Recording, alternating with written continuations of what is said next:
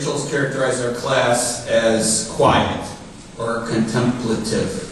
I'm here to single-handedly dispose of that notion.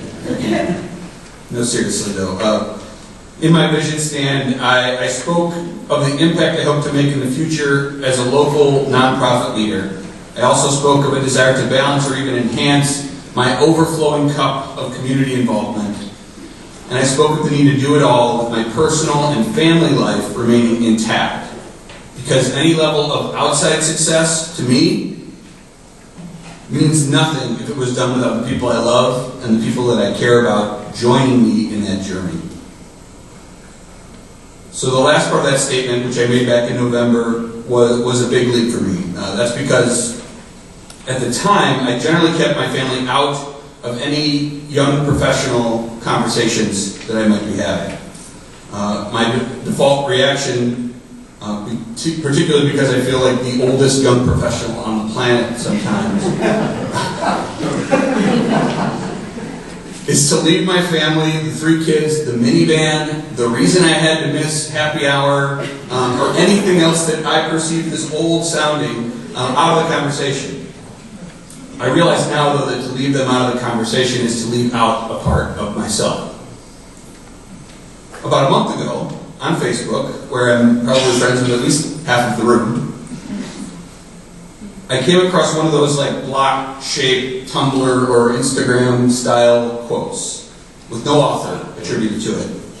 My default reaction to these things is to not read them, to scroll right past them, and definitely not to hit the share button underneath them.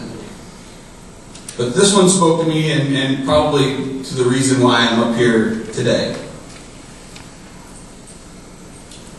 So I guess I'll share it as humans do, or used to, anyway. Quote, I think I fall in love a little bit with anyone who shows me their soul. This world is so guarded and fearful. I appreciate rawness so much. So, I expected bridge builders to teach me how to be a better nonprofit leader. I expected bridge builders to enhance my ability to get involved in the community I live in. I expected to gain the contacts and connections necessary to do both of these things. Check, check, check. What I didn't see coming was that I would know your pets' names. That we would share in each other's expecting children for the first time, despite challenges with that. That we would share a new life within our group, which has been mentioned. Share in our children's upbringing and all of the challenges that entails. Share in our own fun upbringings and how one of our classmates even had theirs immortalized through a painting. Share in our loved ones' terminal, difficult, challenging illnesses. Share in the passing of the people we love, and yes, for me personally, to share in the grieving process through story and through the people and place who showed me how people can die with love, peace, and honor.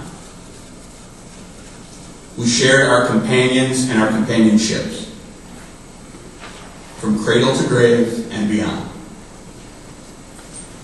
This world is so guarded and fearful. I was guarded and fearful. Bridge builders for me, and I gather for many of you, was a bridge to knowing, sharing, and ultimately being myself.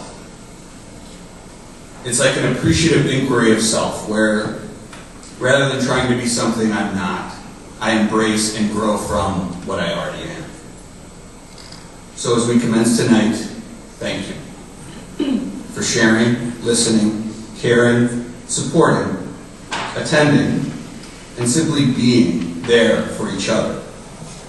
It is these honest, raw connections that make this more than a leadership program, into something which truly seeks to build the whole person. Thank you.